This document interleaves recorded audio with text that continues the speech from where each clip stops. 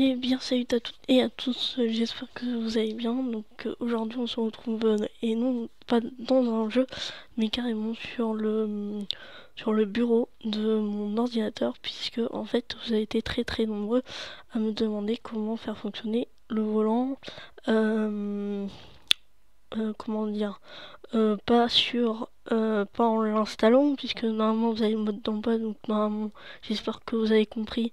euh, Enfin, j'espère que justement vous avez compris au niveau du comment dire, au niveau du mode d'emploi. Donc après avoir branché votre volant euh, par port USB sur votre ordinateur, après l'avoir relié donc le pédalier au volant, donc avec le petit câble qui fournit, qui ressemble un petit peu, on va dire l'embout ressemble un peu au câble Ethernet.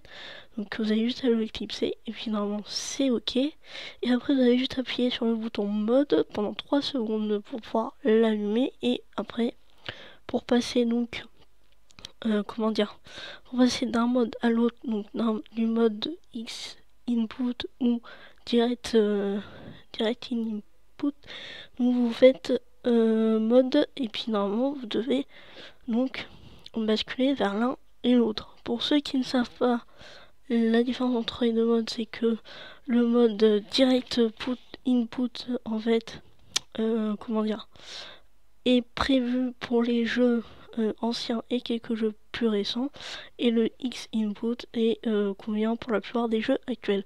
Donc en gros, moi c'est le rouge que j'utilise le plus souvent. Voilà.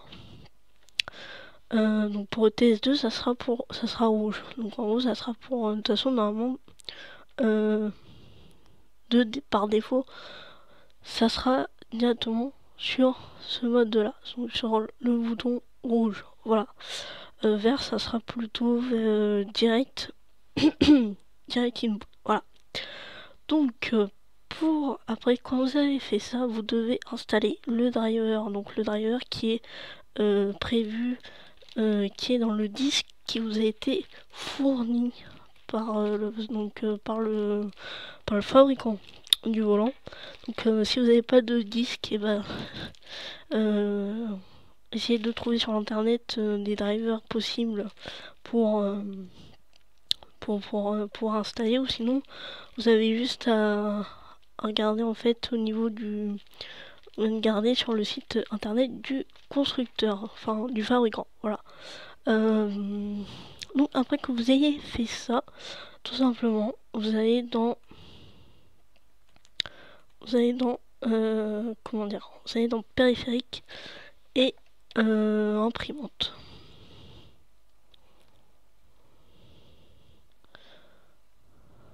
Voilà. Périphérique et imprimante. Donc c'est le temps qui charge en fait, qui me charge tout mon matériel, donc ça va peut-être prendre un petit peu de temps. Donc en fait, pour que votre volant marche pour les jeux, pensez bien à le brancher avant de lancer le jeu, sinon le jeu ne le reconnaîtra pas. Sachez-le. Parce que pour le TS2, vous pouvez jouer bon vous semble, soit à la manette, soit au joystick, soit au souris, soit à la souris, pardon, soit au clavier. Donc en fait, si vous branchez votre volant, le jeu ne va pas reconnaître, donc on sera obligé d'éteindre le jeu pour pouvoir le relancer juste après. Donc logiquement, j'espère que... Voilà. Donc là, vous faites dans le PC Game Controller, donc vous faites paramètres des contrôleurs de jeu, vous faites propriété. Et là, vous avez donc vous avez la propriété du volant. Donc là, c'est là que vous regardez si ça marche réellement. Donc vous voyez, je freine. Là, je suis en train de freiner, je suis en train d'accélérer. Là, c'est pour tout ce qui est... Là, c'est pour tout ce qui est donc point mort, etc. Moi, j'en ai pas. Donc là, vous avez vibration de test. Donc pour moi, pour la peine, il est éteint. Et après là c'est tout ce que vous devez savoir sur le volant. Voilà, donc après quand ça c'est fait, vous faites bien OK, vous éteignez ceci et puis après donc on se retrouve tout de suite pour le jeu. À tout de suite. Donc voilà, on se retrouve donc dans le jeu ETS2. Donc après avoir branché attendez 2 minutes, voilà, pour que vous puissiez m'entendre. Donc après avoir branché le volant, quand vous êtes arrivé sur votre tableau de bord, tout simplement, vous allez dans options, faites contrôleur, et là vous devez donc choisir clavier uniquement, clavier avec conduite avec la souris, clavier avec conduite la souris incluant les pédales, et là vous faites clavier plus le volant.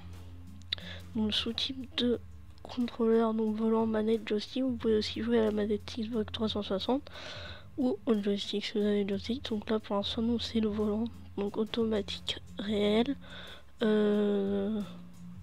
Voilà. L'emboîtement de toute façon vous pouvez pas le faire puisque le volant ne vous le permet pas. Et donc du coup après vous avez juste à régler les directions, etc. Comme vous pouvez le voir. Voilà, pédale d'accélération, le frein, au bas, droite, gauche. Voilà. Et après pour faire les pour paramétrer les boutons avec par exemple avec certains boutons du volant, vous avez la possibilité de le faire. Voilà. Je vais vous montrer pour que vous puissiez voir.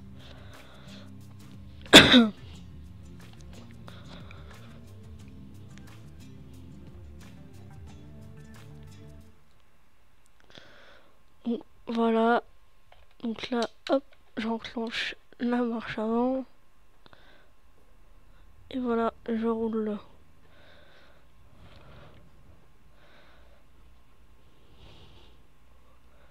Voilà. Là, je conduis donc avec le volant. Et après, pour faire la marche arrière, c'est pareil. Hop.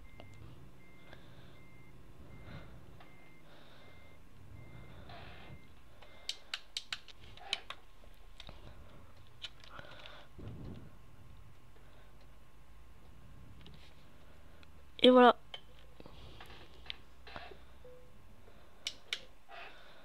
Hop, j'éteins le moteur, je mets le frein à main. Et voilà. Donc voilà pour cette vidéo courte, mais qui je pense va aider plusieurs d'entre vous.